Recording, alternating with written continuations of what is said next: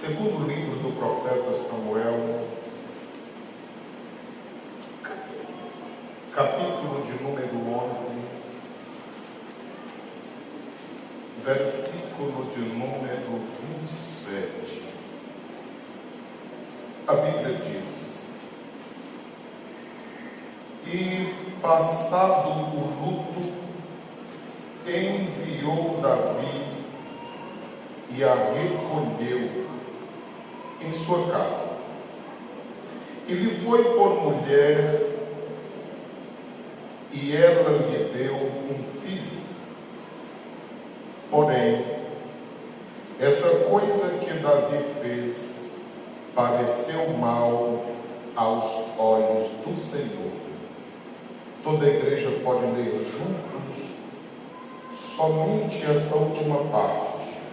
Porém, essa coisa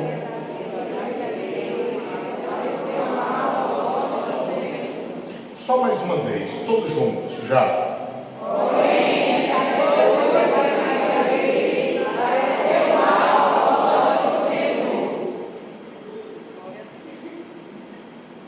Amados irmãos, a Bíblia fala que o único pecado que não tem perdão neste mundo e no mundo vindouro é a blasfêmia contra o Espírito Santo de Deus. O Evangelho de Mateus, Jesus explicou isso em Mateus 12, 31 e 32. Ele disse que se blasfemarem contra o Filho, o Pai, é possível ser reparado o dano. Mas uma vez blasfemando contra o Espírito Santo, não há como reaver o prejuízo. Isso porque o Espírito Santo é o que convence o homem do pecado, da justiça e do juízo. Uma vez conscientemente e deliberadamente cometendo blasfêmia contra ele, o dano é irreparável. De tal forma que João escreveu na sua primeira carta, 1 de João 5, 16 e 17, ele disse que há pecado para a morte. Certamente, ele se refere à blasfêmia contra o Espírito Santo, porque todo pecado é para a morte espiritual. Mas uma vez que ele faz uma separação deste, e em 1 de João 5,17 ele diz: por isso eu digo, nem orem. Então, a gente tem o entendimento pelas Sagradas Escrituras que ele fala da blasfêmia contra o Espírito Santo. Nós estamos diante de uma história que todos conhecem, e nós já falamos algumas vezes, e hoje nós retornamos a ela novamente, porque agora eu estou pensativo no que as pessoas dizem, no que as pessoas comentam, postam, publicam. E às vezes o povo pode ser tentado a pensar que a voz do povo é a voz de Deus. Mas a voz do povo geralmente é a voz da falsidade. Você já percebeu que às vezes dizem que amizades masculinas são sinceras? Um homem chega próximo do outro homem e diz: rapaz, cara, tu tá velho, buchudo, careca, o cabelo que tem, o restante é branco. Eles riem, brincam e se vão. E depois alguém comenta: pá, esse cara é legal, é como se fosse irmão para mim. Ele é um companheiro e tanto. As mulheres se encontram e dizem: ah, tu está linda. Tu está muito bonita. Ela dá as costas e a outra diz: maluca, quem é que ensinou a se vestir desse jeito? Parece uma palhaça. Eu não tenho coragem de vestir uma roupa dessa. É assim mais ou menos que acontece. As redes sociais não são diferentes. O casal está lá feio, mais do que briga de foice. E aí o povo coloca embaixo lindos, maravilhosos. A gente olha, não sabe quem é mais sem vergonha, sei que fala ou quem posta a imoralidade da foto. De forma que as coisas são assim no mundo em que vivemos. Olhando para a Bíblia, parece-nos que isso não é de agora. É claro que naqueles dias não tinha redes sociais. Mas olhando para esse texto sagrado, eu quero pensar com você, em primeiro lugar, quem era Batseba. E em primeiro lugar, a primeira pergunta que eu faço ao texto é essa: quem era o pai dela? Olha o que diz em 1 Samuel, ou 2 Samuel, capítulo 11, versículo 3. Nós estamos em 2 Samuel. Quem era o pai de Batseba? Olha só, 11:3. E enviou Davi e perguntou por aquela mulher, e disseram: porventura não é esta Batseba filho de quem, igreja? Filho de Eliã. Esse aqui, irmãos, sem dúvida é o pai dela. Se você quiser colocar o pai dela, filha de Eliã. Por que eu digo isso? Porque daqui a pouco nós vamos ler o primeiro livro das Crônicas e você vai ver outro pai dela. E nós já explicamos. Vamos lá, primeiro livro das Crônicas. Primeiro livro das Crônicas, capítulo 3, versículo 5.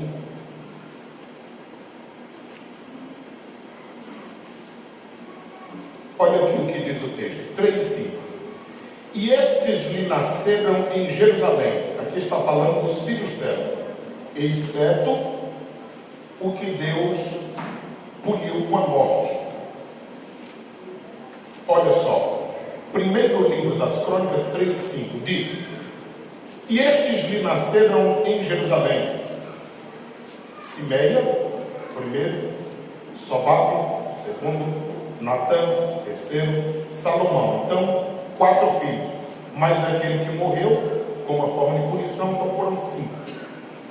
Estes 4 lhe nasceram de Batsua, é um outro nome dado a Batseba.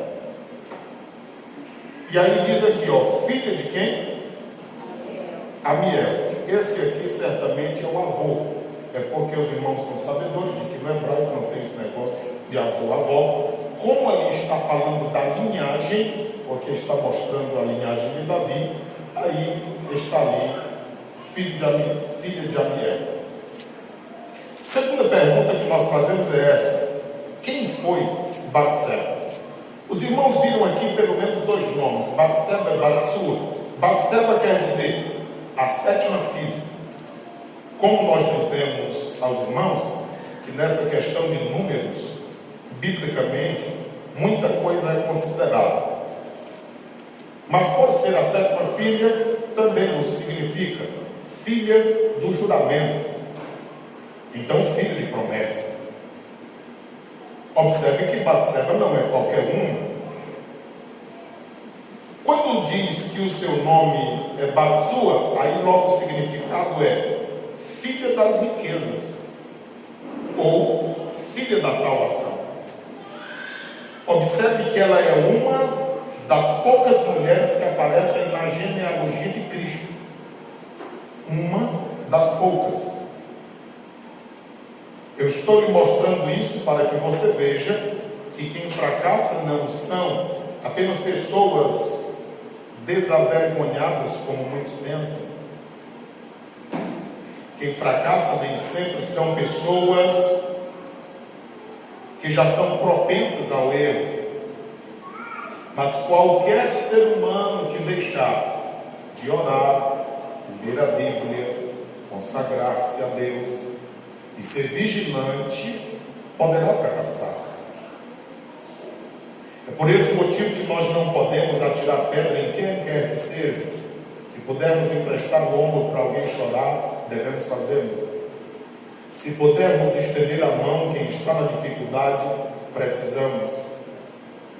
Eu costumo dizer a todas as pessoas que enfrentam problema o seguinte: eu não apoiarei o seu erro, mas quanto a você, no que precisar de mim, quando precisar, eu sempre estarei pronto a ouvir, a ajudar, a dar uma palavra na medida do possível, tendo cuidado com o erro, mas amando e tentando cuidar de todas as pessoas que estão erradas. O texto sagrado continua e mostra que ela gerou tantos filhos. Os irmãos acabaram de ver agora, no primeiro livro das Crônicas 3. Quais foram os feitos de Batseba? No primeiro livro dos Reis, no capítulo 1, cuidadosamente os irmãos leiam em casa, os irmãos verão que ela impediu de que Adonias usurpasse o reino de Davi. Já disse aos irmãos em outras vezes que o erro de Adonias ser como foi dos pais. Primeiro livro dos Reis, 1:6 diz que Davi nunca o chamou a atenção, nunca o repreendeu, nunca disse não a ele. É o perigo de nós nunca dizermos não aos nossos filhos. Então chegou o período em que Adonias levantou-se contra o próprio pai para tirar-lhe tudo. Por quê? Porque não foi ensinado a receber não. Aí eu me pergunto, você acha que qualquer pessoa educaria um moço como Salomão? Salomão, o homem mais sábio da Bíblia. Sim, quem foi a mãe de Salomão?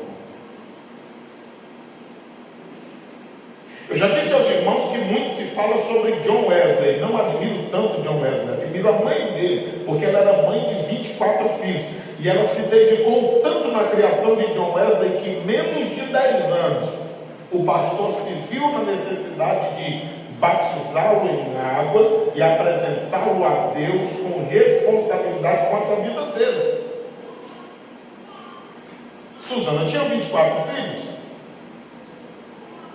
Ela separava 2 horas diariamente para ler a Bíblia, para orar, e uma de suas orações registradas em sua biografia é: Senhor, eu te peço perdão por me ocupar tanto com os trabalhos diários, de só ter esse curto período para estar contigo. Ela não tinha 4 filhos, ela tinha 24. A ponto de o pai viajar pregando e ela no culto doméstico. Ora, com ela já eram 25 crentes, já era uma boa congregação. Mas às vezes as pessoas ouviam e vinham, e juntavam até 40 pessoas em um culto doméstico. Então observe que aquela mãe teve uma influência muito grande na vida daquele filho. Não é verdade que Deus só abençoará filhos a quem vem de lares promissores.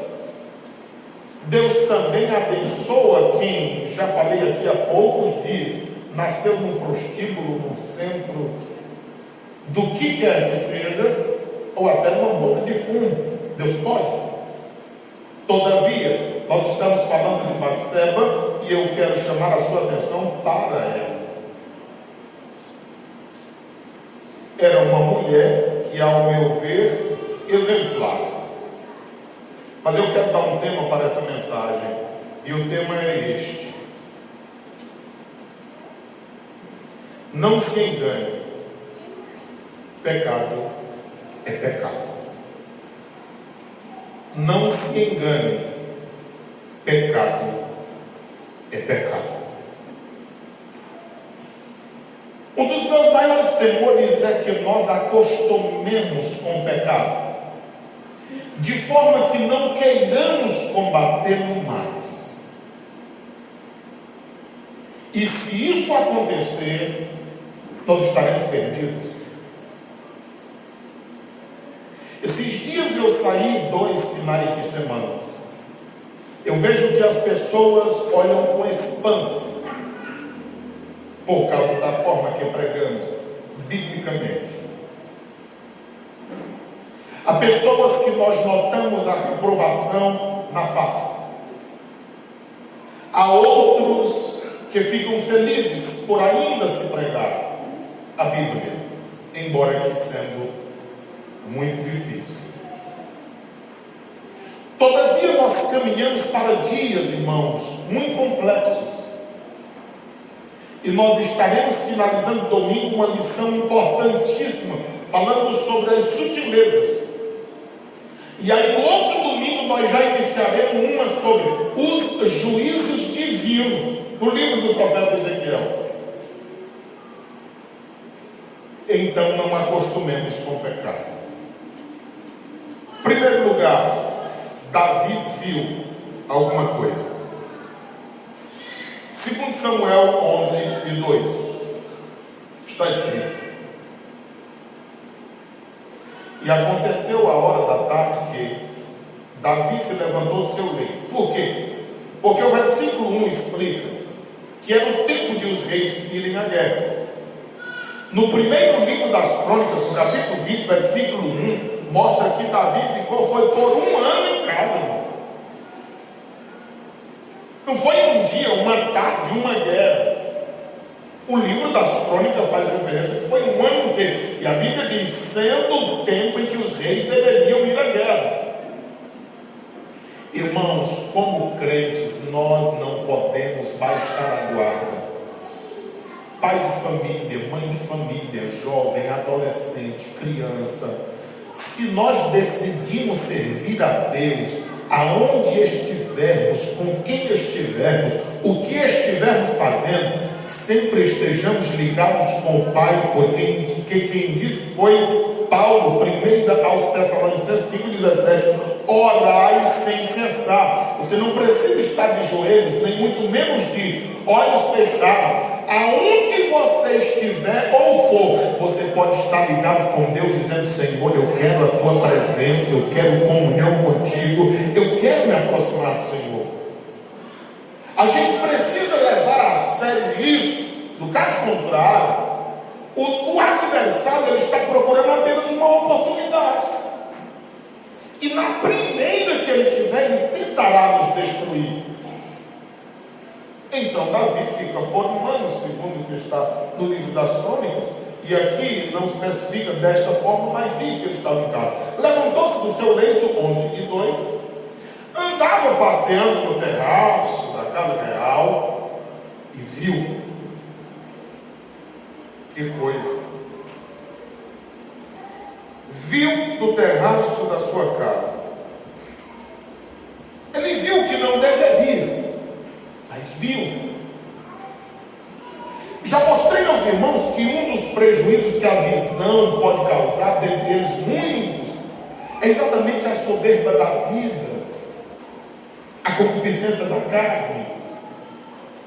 Estudamos há poucos dias aqui sobre Tiago 1:12 a seguir, e os irmãos viram isso, que Eva viu que o fruto era bom, agradável aos olhos, palatável, 3:6 de Gênesis. A gente sabe que Ló, ele foi conduzido por um caminho, porque ele viu as campinas verdejantes e achava ser bom, porque a alma é atraída pelos olhos. Lamentações 3:51 fala disso, que é os olhos que movem a nossa alma, o desejo, as intenções, as vontades. Ao olharmos para tudo isso, fique pensando conosco. E vamos lá. Em segundo lugar, ele certificou-se da beleza da mulher, como dizia o pastor Antônio José da Silva Neto para nós em Teresina. O perigo não é a primeira visão, nós não sabemos para onde vamos olhar, mas sim as repetições dela, se nós não tivermos o domínio do Espírito em nós. O texto sagrado diz: do terraço da casa real viu do terraço a uma mulher que se estava lavando, e era esta mulher muito formosa à vista. Então era uma mulher bonita, Não era uma mulher feia. Davi, galanteador, bom de mensagem, embora não tivesse o WhatsApp nem estragando naqueles dias, mas o versículo 3 mostra que ele enviou logo alguma coisa para saber quem era a mulher. Ele se interessou em saber, de alguma forma. E não parou por aí. O versículo de número 4 enviou Davi novamente, agora a segunda mensagem. Porque pior do que o primeiro erro é continuar a revolver-se no erro. Ele se aprofunda nisso. Capítulo 11, versículo de número 5, ela concebeu. Agora ele já conheceu intimamente, depois de ter as suas informações. E a Bíblia diz que ela concebeu, 11:5, e a mulher concebeu e enviou e fez saber a Davi e disse: pejada estou grávida. Era o que ela estava dizendo. Agora Davi, ele se preocupa em encontrar um culpado, porque a natureza adâmica é essa. Quando o Senhor coloca no jardim apenas um homem e uma mulher, com quem ele se relacionava diariamente, a Bíblia diz que ao entardecer, o Senhor ia até ali, conversava com eles. A Bíblia diz que quando ele, por algum dia, está lá e ele diz: Adão, ele já estava escondido por trás das árvores. A Bíblia diz que o Senhor pergunta: onde é que tu estás? Ele diz: Senhor, eu pequei, eu estou nu, eu me escondi. Mas quem foi que te disse isso? Que tu estavas nu? Parece-me que um Deus misericordioso e amoroso está dando oportunidades para que ele se arrependa, e ele não demonstra isso em primeiro momento. O que o Senhor chama para um ajuste de contas e diz: Adão, ele diz: não, eu não, a mulher. Mulher, não, eu não, a serpente. Então veja que desde o princípio alguém está procurando um culpado para o erro. Você acha que Davi, tanto tempo depois, faria diferente? Olha ele procurando um culpado. Capítulo 11, versículo 6. Então enviou Davi Joabe, dizendo: envia-me Urias, o heteu. E Joabe enviou Urias a Davi. Claro, Davi sabia que o marido estava fora de casa. Como a mulher engravidaria uma vez que ele estava na guerra? Ele tem que procurar um culpado. E o pedido é que aquele moço viesse para o rei, que ele mandasse para a sua casa. O que não aconteceu. Olha o versículo 8. Depois disse Davi a Urias: desce à tua casa e lava os teus pés. Saindo Urias da casa real, logo saiu atrás dele as iguarias do rei. Davi estava tão interessado que Urias ficasse em casa a fim de que assumisse a culpa daquela gravidez, que em saindo ele já enviou a mercearia para que ele ficasse lá tempo suficiente para não haver desconfiança. Você leu no texto que saindo Urias já saiu as iguarias do rei, a mercadoria o suficiente para ele estar em casa durante um bom tempo. Ele queria a qualquer custo encontrar alguém para culpar do seu erro. O que não aconteceu, irmãos. Como ele ficou lá, olha o que acontece, versículo 12, 11 e 12 de 2 Samuel. 11 e 12. Então disse Davi a Urias: fica cá ainda hoje, e amanhã te despedirei. Urias, pois, ficou em Jerusalém aquele dia e o dia seguinte. Porque a informação chegou para Davi. Davi, o senhor mandou buscar Urias para quê? Não, é para que ele vá para a casa dele. Já mandei o negócio do Urias, está tudo no ponto. Mas ele não sai daqui, ele está na porta do palácio. Davi o chama, questiona e ele diz: não, Senhor, o senhor acha que eu vou ter paz, consciência, sabendo que eu estou em casa, não morando com a esposa, enquanto meus amigos e irmãos estão na guerra, correndo risco de serem mortos? E aquilo começa a trazer problema a Davi, porque ele quer encontrar um culpado. É difícil as pessoas assumirem erros.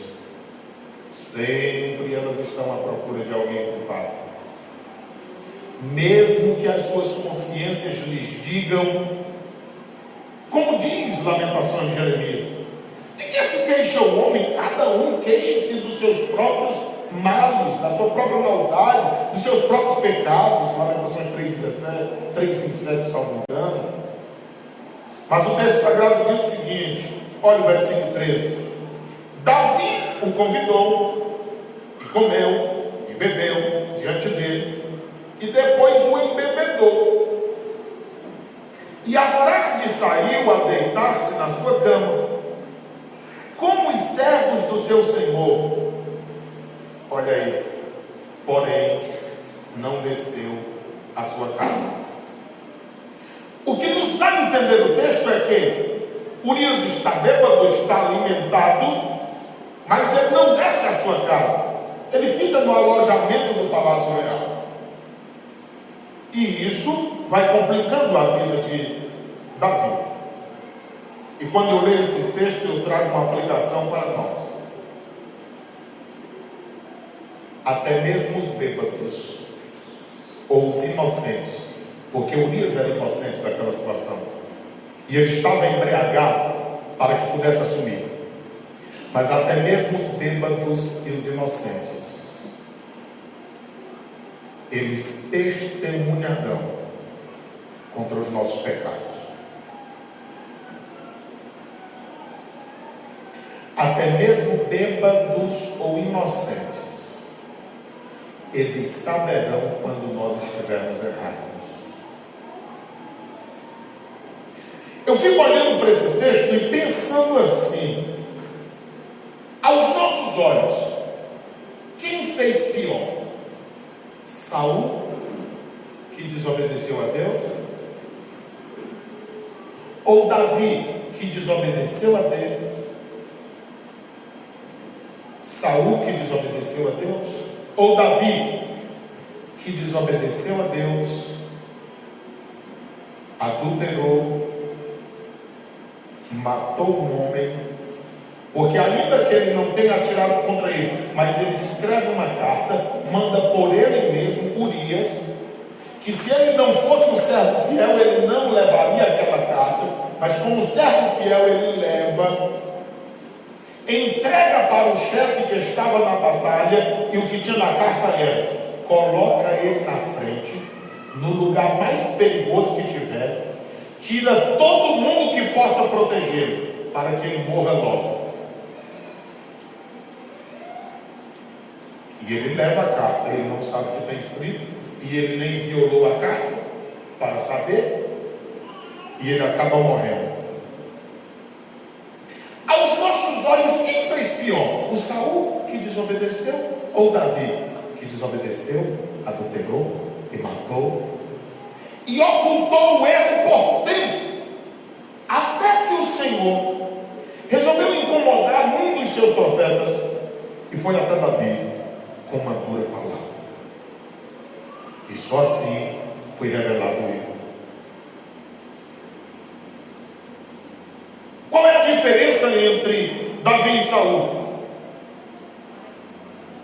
Vamos pensar. Vamos para a vida de Saul, dar uma olhada aqui rápido. 1 Samuel, capítulo de número 16, versículo de número 1. Veja só. 1 Samuel 16, e o versículo 1. Então disse o Senhor a Samuel, profeta do momento: até quando terás dó de Saul, havendo eu o que, igreja? O Senhor já havia rejeitado Samuel. Através de Samuel diz que já havia rejeitado Saul. Por que ele o rejeitou, igreja? Porque ele havia oferecido sacrifício quando não era função dele. Os irmãos lembram de 1 Samuel capítulo 13? Olha o que diz no versículo 8 e 9. 1 Samuel 13, 8 e 9. E esperou 7 dias. Irmãos, não tem como negar, Saul era um líder. Porque para segurar uma multidão durante 7 dias, até o tempo em que Samuel determinava, que Samuel tinha marcado um compromisso. Não vindo, porém, Samuel a Gilgal, ou seja, havia um tempo determinado, e como ele não chegou exatamente no período, o povo começou a se espalhar dele. Mas ele os segurou durante 7 dias, que é muita coisa. Ora, se eu encerrar esse culto 8 e meia, os irmãos já oram virado para mim. Imagina 7 dias. Versículo 9. Então disse Saul: trazei-me aqui um holocausto e ofertas pacíficas. E ofereceu o holocausto. Pelo amor de Deus, irmãos, isso era serviço de sacerdote, não tinha nada a ver com rei. Vamos para frente. Capítulo de número 15 de 1 Samuel. O erro continua.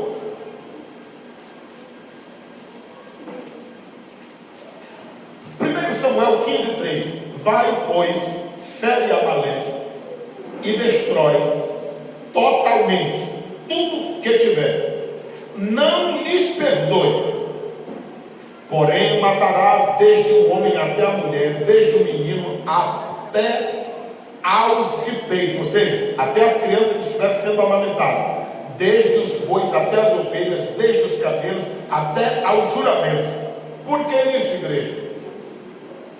Êxodo 17, versículo 8 a 14, nós não vamos ler, mas o Senhor havia feito uma promessa a Moisés, que chegaria um dia quando ele exterminaria todos os amalequitas, ele exterminaria a sua semente da face da terra.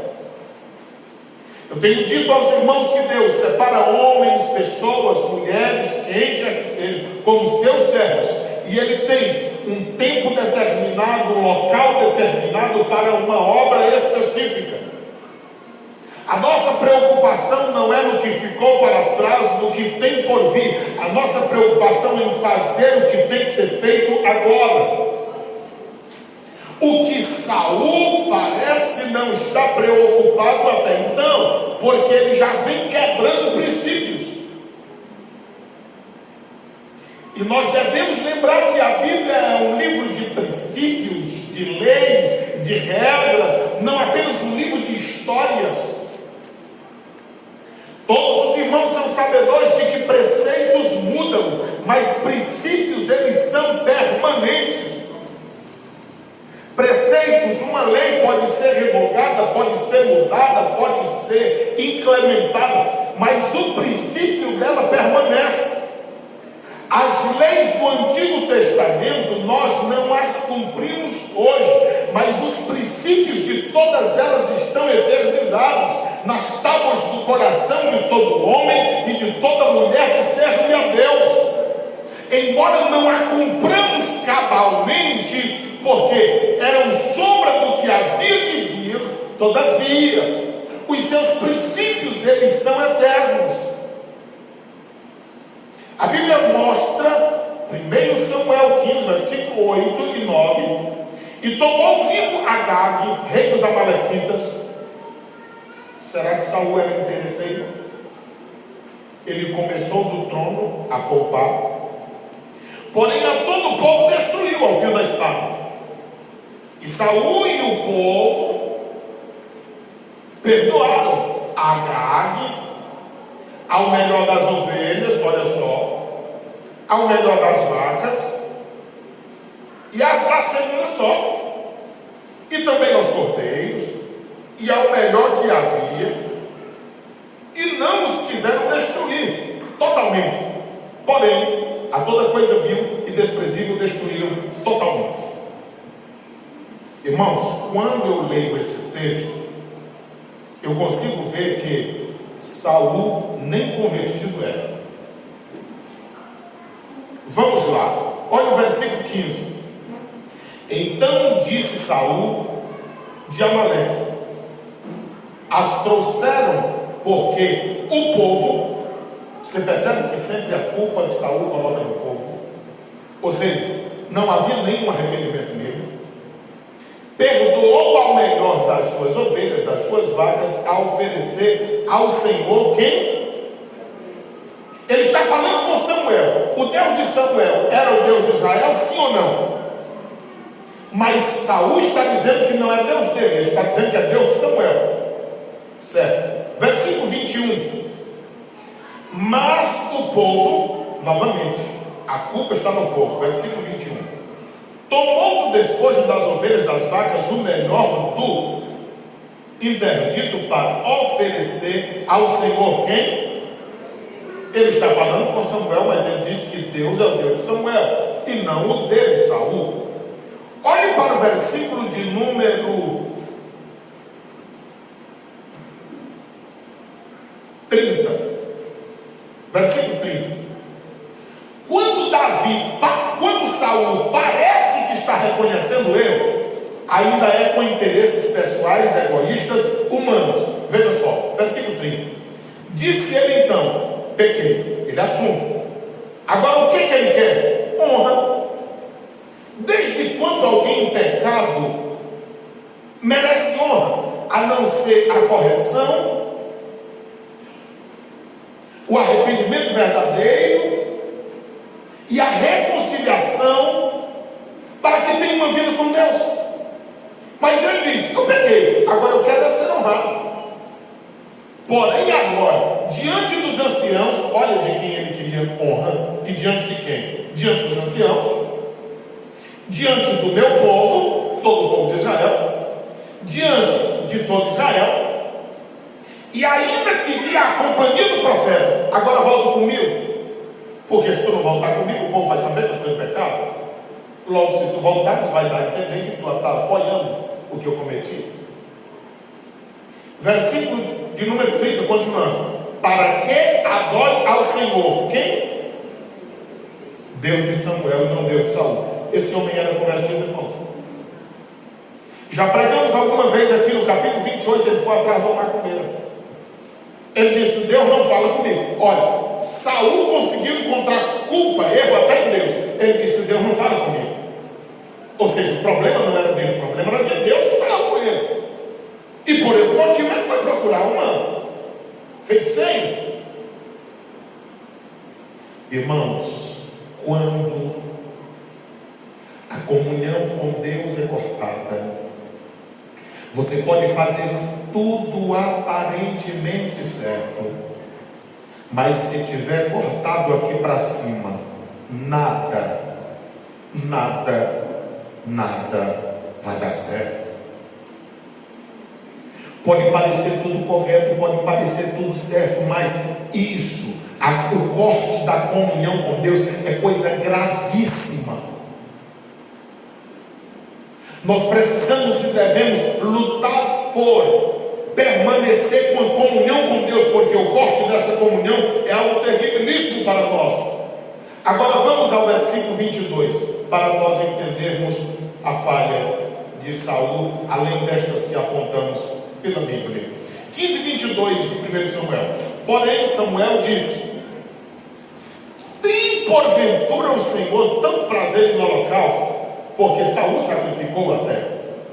Mas o Senhor está perguntando através de Samuel: tem o Senhor tanto prazer em sacrifício, em holocausto, como em que se obedecer a palavra do Senhor? Irmãos, você pode orar e rachar o joelho. Se tu não obedece a palavra do Senhor, tu está de comunhão cortada com Ele, entenda isso.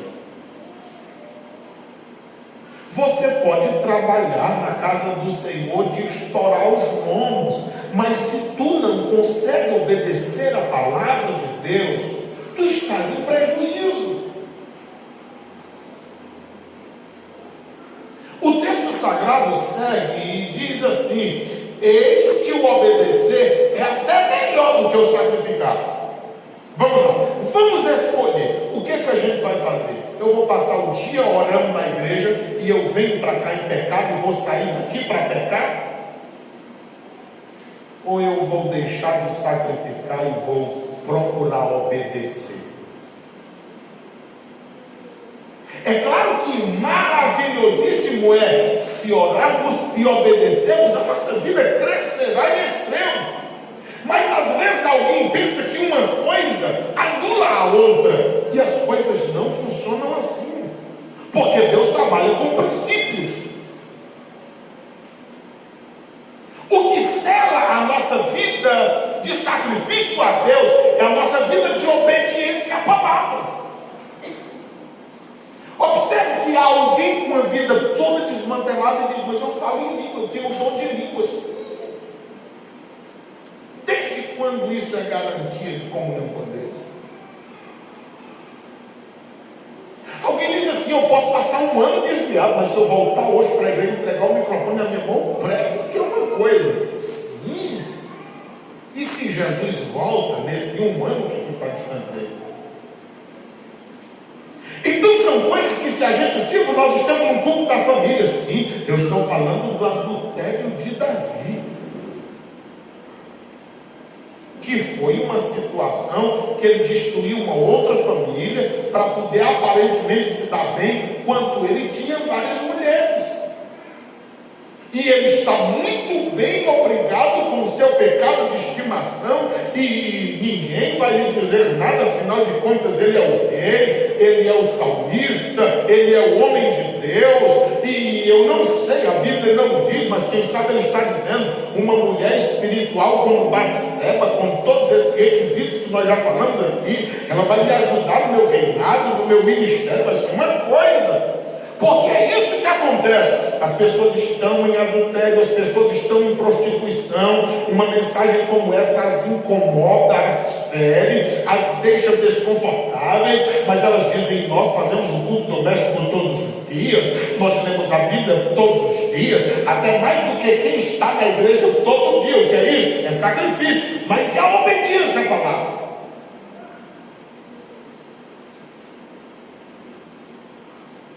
O texto sagrado segue, e eu quero chamar a sua atenção, porque o versículo 23, 15 e 23 diz: porque a rebelião é como pecado de feitiçaria. Olha aí. E rebelião é o quê? É você errar e continuar errando e permanecer no erro. O que acontece com Saul: ele erra por sacrifício, ele erra por não obedecer a palavra, e ele vai seguindo. E o porfiar com iniquidade e idolatria. Então, dois gravíssimos pecados, a feitiçaria e a idolatria, estão acompanhando. Porquanto tu rejeitaste a palavra do Senhor. Quando foi que Saul disse que eu não ligo para a palavra do Senhor, eu não gosto da palavra do Senhor, não vou obedecer a palavra do Senhor? Em nenhum momento o texto mostra isso, mas as suas práticas o faziam. Irmão, você, eu, nós podemos dizer o que dissermos de belo da Bíblia, nos hinos ou nas mensagens. Se nós não buscarmos, nos esforçarmos, viver esse Evangelho, as pessoas não nos escutarão. Nessa cidade, todas as pessoas conhecem a você e a mim, mais do que até mesmo nós aqui da igreja. Lá fora as pessoas têm mais informações nossas do que nós mesmos, por incrível que pareça. Sabem de coisas credibilíssimas. E às vezes a gente está muito bem, obrigado, roupa de crente, Bíblia de crente, aqui na igreja dos crentes, achando que está tudo muito bem. Mas as pessoas lá fora sabem quem somos verdadeiramente.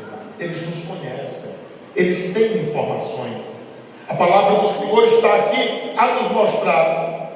Rejeitaste a palavra do Senhor, Ele também te rejeitou a ti, para que não sejas feio. Olha o versículo 24. Então disse Saul a Samuel: pequei. Olha ele assumindo de novo. Agora deixa eu te dizer aqui, olha o que ele fala no versículo 24. Porquanto tenho traspassado o dito do Senhor, e as suas palavras. Olha a explicação por que é. Porque temi quem? e dei ouvidos a quem? Saul estava preocupado em agradar o povo e em ouvir a voz do povo. Deus não o levantou para isso. Deus o levantou para ouvir a voz de Deus e para fazer a vontade de Deus. Versículo 26, olha quão duro é ouvir isso. Porém Samuel disse a Saul: não tornarei contigo.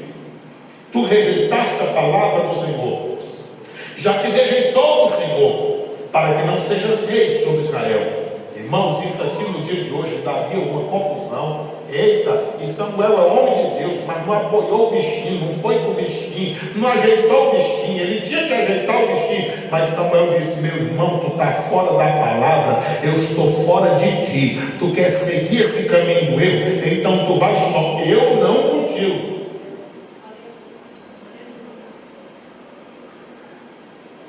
O versículo de número 28. Então Samuel lhe disse: o Senhor já tem rasgado de ti hoje o rei de Israel, já tirou, e tem dado ao teu próximo, que é o que, igreja? É o que? Melhor. Irmãos, na obra de Deus, para a salvação, Deus salva a todos. Mas para realizar a obra é quem obedece a Deus e obedece a sua palavra. E olhando para isso, foi o que ele teve que passar. Por que eu estou te dizendo todas essas coisas? É porque Saul se acabou. E aí quando a gente olha para Davi, a história foi diferente com ele. E alguém fica questionando, e questionando, e questionando. As pessoas me dizem assim: Silvio, mas fulano adulterou, separou, e está bem. Não diga isso. Você não sabe as guerras que essas pessoas passam, que essas pessoas enfrentam. As pessoas dizem: Silvio, eu acho que eu vou fazer igual fulano. Olha, porque eu já estou suportando isso há tanto tempo, não vejo mudança. Eu vou logo acabar com isso, vou arrumar outro, eu vou arrumar outra, e aí o problema resolve, porque fulano está aí além. Todo dia bota uma foto na rede social. Amigo, amiga, o caminho não é esse. Vamos ver a vida de Davi. Segundo Samuel, capítulo de número 12.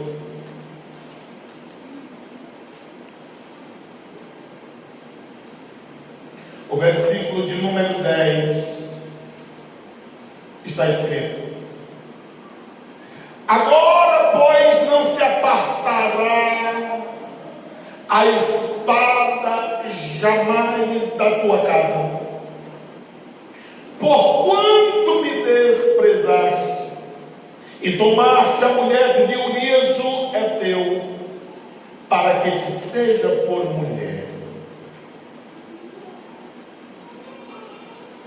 Davi está com seu erro 1 ano, 2 anos, 3 anos. O profeta chega, conta-lhe uma parábola, e como a gente é bom para resolver as causas alheias, mas temos dificuldades com as nossas, por isso que quarta-feira passada nós estivemos aqui analisando a vida de Naamã em paralelo com a nossa vida cristã.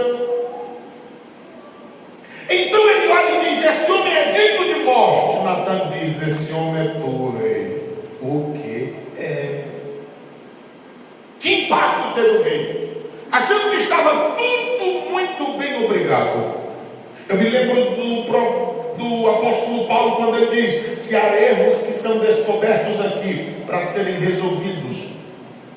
Há outros que só serão revelados ali, e aí esses serão definitivos. É por isso que insistentemente nós não temos conseguido sair deste assunto, porque há pessoas sentindo-se confortáveis em seus desejos, em suas fantasias, em satisfazer os seus prazeres, e estão dizendo: não, estou muito bem, obrigado. Você está distante de Deus, e a tua consciência te diz isso. Se tu se aproximares um pouco mais de Deus e leres mais a Bíblia Sagrada, a mulher e o homem, eles precisam de comunhão um com o outro, de conversa, de convivência, de conhecer a si mesmo e conhecer ao erro, e conhecer ao outro. E assim eles evitarão que o erro venha para dentro dos seus lares, especificamente para cima da sua cama, e viver desejos em que a Bíblia Sagrada não aprova, e que Deus não coaduna com eles, e que a Bíblia Sagrada não os recomenda.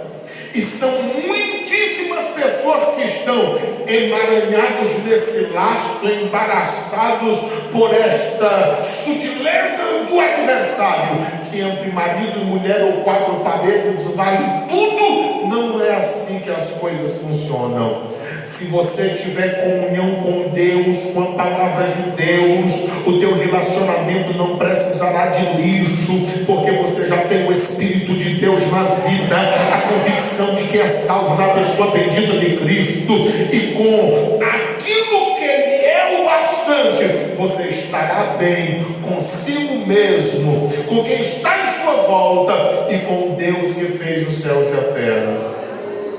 Versículo de número 11: assim diz o Senhor: eis que suscitarei da sua mesma casa o mal sobre ti, e tomarei as tuas mulheres perante os teus olhos.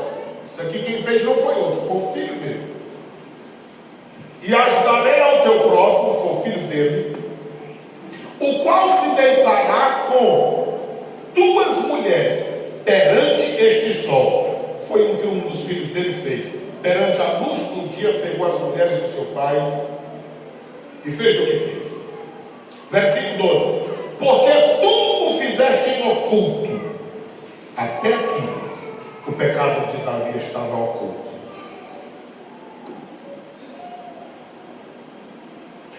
Assim como Davi, até ter sido confrontado para ter melhorado, assim são a vida de muitas pessoas. Irmão, não se preocupe. Às vezes o irmão vem a um culto, como ele disse, eu não entendi a mensagem, o senhor falou coisa com coisa, misturou tudo. Deixa eu lhe dizer uma coisa: para quem é a palavra serve. Só o céu para revelar a influência e a ação destas mensagens que lhes temos anunciado. Para você ter uma ideia, há pessoas que não vêm aqui e veem as publicações e diz: ô pastor, me ajude, nós vamos lhe ajudar, nós vamos chegar no céu junto, porque o desejo de Deus é sarar o seu povo. O texto sagrado nos diz o seguinte: o que tu fizeste em oculto, mas eu farei este negócio perante Israel, perante o sol. Versículo 13: então disse Davi a Natã: pequei contra o Senhor. Irmão, só vai saber o peso desse negócio quem está bem pertinho de Deus. Quem está longe, diz sim, e daí? Todo pecado é contra Deus. Agora, para Davi, que teve tantas mulheres que dá dificuldade até de contá-las na Bíblia, eram 22, eram 23, ou eram 27, a gente fica numa confusão. Me mostra uma frase de Davi de amor para essas meninas. Mas para Deus ele dizia: Senhor, quando eu estou contigo, pode vir um exército armado, eu enfrento. Mas para Davi, que dizia: Senhor, tem gente que confia em carro e confia em cavalo, mas eu fico parado dizendo: o Senhor é a minha fortaleza. Mas para Davi, que dizia: Senhor, tem gente que cai e fica prostrado, agora nós que te servimos, nós ficamos de pé e nós nos levantamos. Mas para Davi, que perseguido por Saul, procurado a qualquer custo, ele diz: o Saul me procura como quem procura uma pulga. E debaixo de tanta perseguição, ele dizia: o Senhor é o meu pastor, nada me faltará. Deitar-me faz em verdes passos, guia-me às águas tranquilas, refrigera a minha alma. Irmão, em momento de perseguição e perturbação, alguém se diga obrigado. Só sabe isso quem está perto de Deus. Você quer saber o que é distanciamento de Deus? Pergunta a Jesus. Jesus diz assim: Pai, passa de mim esse cálice sem que eu beba. Oh meu Deus, mas quem manda na minha vida é o Senhor. Então faça-se a tua vontade e não a minha vontade. Jesus não tem medo da morte, não tem medo da morte, porque disso não precisava.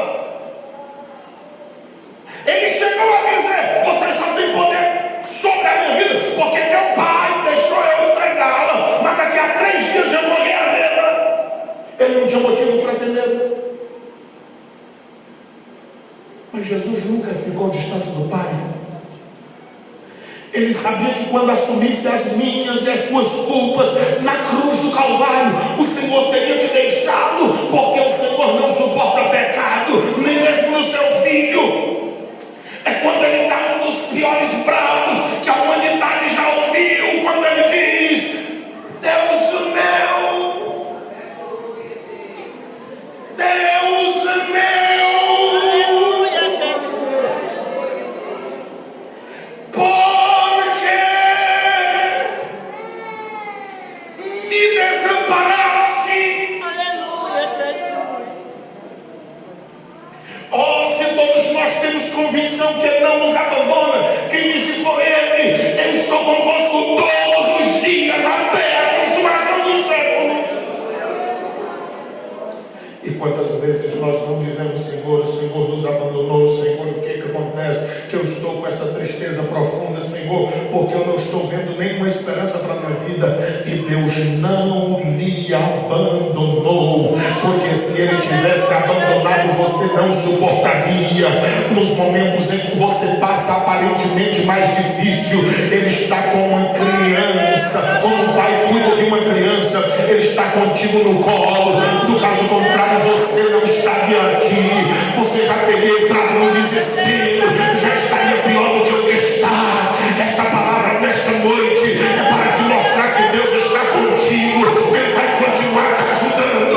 Mas eu quero te dizer: não queira ficar um segundo só distante da presença de Deus. Perca tudo nesta vida, perca tudo nesta vida, perca tudo nesta vida, mas não perca a presença de Deus. O Davi disse o seguinte: pequei contra o Senhor. E disse Natan a Davi: também o Senhor traspassou o teu pecado, não morrerás.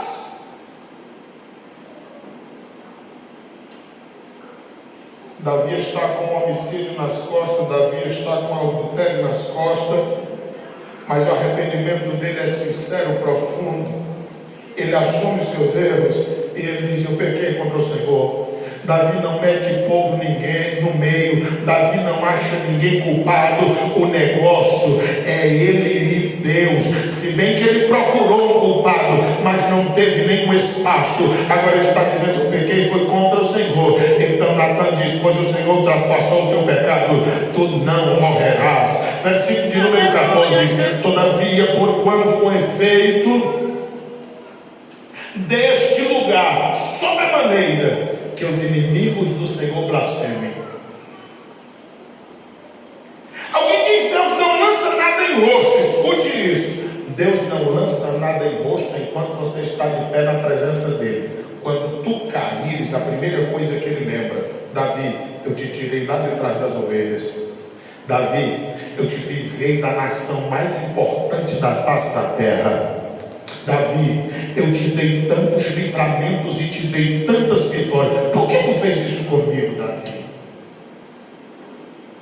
Davi, eu fiz toda coisa boa contigo, e o que tu fizeste comigo é o suficiente para que os meus inimigos blasfemem de mim. Davi, o perdão está contigo. Mas deixa eu te dizer, o filho que te nasceu vai morrer. Irmãos, Deus perdoa, mas a conta chega. Não se engane. Pecado é pecado. Não se acostume. Não tenha como estimação na sua vida. Não fique procurando espiritualizar erro. O remédio do erro é esse aqui. Me ajuda, Natan. Em casa, cuidadosamente, leia o Salmo 51 antes de você dormir. Em casa, cuidadosamente, já pregamos sobre esses salmos aqui. Leia o Salmo 32. Ele diz: enquanto eu estava ocultando, os meus ossos iam quebrando um a um, eu ia me acabando. A vida das pessoas que estão no erro não é as mil maravilhas que você pensa, vê ou que eles mostram. Todo mundo tem uma consciência. E quem já sentou-se aos bancos dessa igreja, as pessoas que estão lá fora no mundo, as pessoas que estão aqui dentro, mas estão dentro do erro, eles têm o Espírito de Deus batendo na porta todo dia, mostrando-lhes.